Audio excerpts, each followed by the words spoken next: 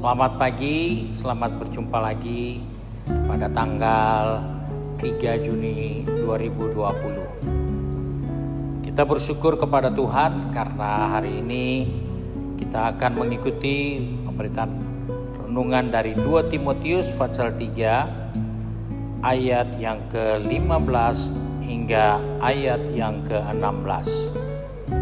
Ayat firman Tuhan berkata sebagai berikut.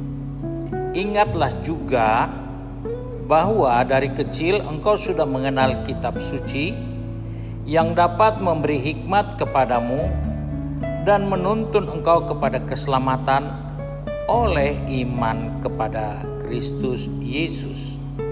Segala tulisan yang diilhamkan Allah memang bermanfaat untuk mengajar, untuk menyatakan kesalahan, untuk memperbaiki kelakuan, dan untuk mendidik orang dalam kebenaran. Puji Tuhan, ayat-ayat ini mengingatkan kepada kita bahwa kekristenan mempunyai target. Oleh sebab itu, Rasul Paulus katakan kepada Timotius, ingat, jangan kamu lupa bahwa dari kecil engkau sudah mengenal kitab suci dan engkau mendapat hikmat dari kitab suci itu dan menuntun engkau kepada keselamatan oleh iman kepada Yesus Kristus. Nah, sebagai orang percaya, sebagai umat Tuhan, jangan kita lupa kehidupan di dunia ini hanya untuk sementara, di mana kita mengumpulkan bekal kita mengumpulkan segala sesuatu yang kita butuhkan untuk mencapai target sebagai orang percaya, yaitu hidup di dalam rencana dan kehendak Tuhan. Karena itu dikatakan tulisan yang diilhamkan Allah mengajar kita, mendidik kita, menyatakan kesalahan kita, memperbaiki kelakuan, dan menuntun orang di dalam kebenaran. Nah, sebagai orang percaya kita diingatkan bahwa hidup di dalam kebenaran merupakan target, merupakan tujuan yang harus kita capai dalam kehidupan di dunia ini. Bukan nanti sesudah mati baru kita berusaha, baru kita mau hidup di dalam kebenaran.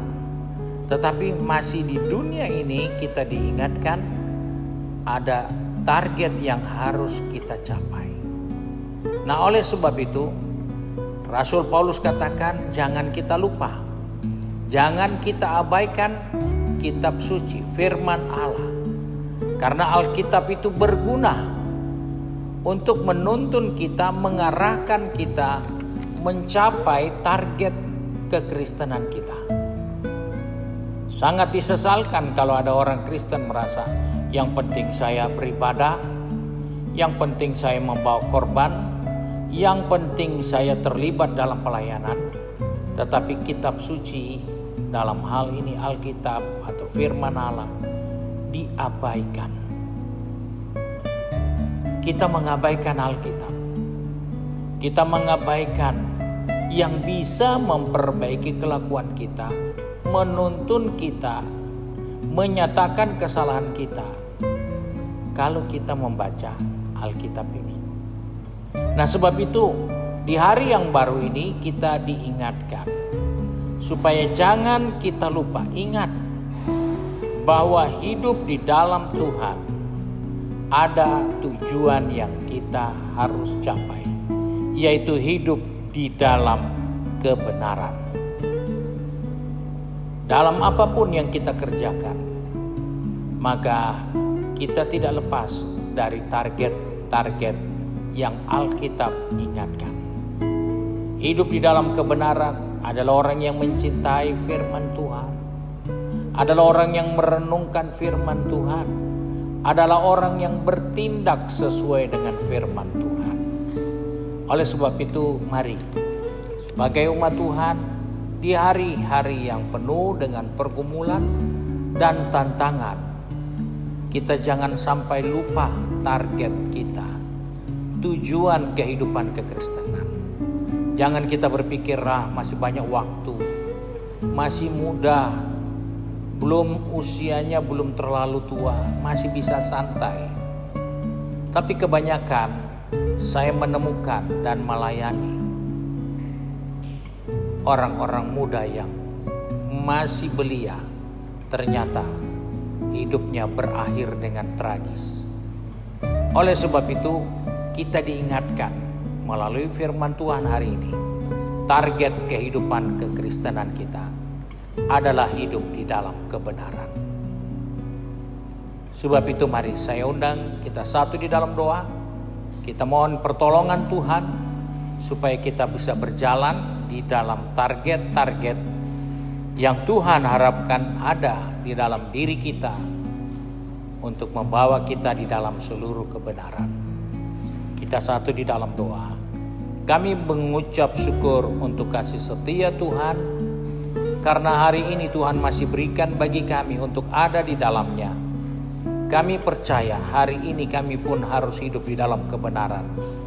Sebab itu Bapa, tolong kami, pegang tangan kami, atur langkah kaki kami, supaya sepanjang hari ini kami tidak mendirikan kebenaran kami yang semu, yang sementara, karena kami tidak mendasarkannya pada firman Tuhan. Tapi tolonglah kami untuk selalu menjadikan firman Tuhan sebagai salah satu sarana untuk memperbaiki kelakuan kami, untuk mendidik kami, untuk mengajar kami, supaya kami dapat hidup di dalam kebenaran sesuai dengan tujuan dan rencana-Mu Bapa. Sebab itu sepanjang hari ini kami serahkan seluruh kegiatan kami ke dalam tangan Tuhan.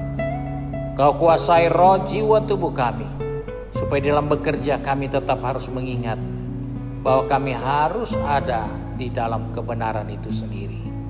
Terima kasih Bapa untuk kebaikan dan kesetiaan Tuhan bagi kehidupan kami.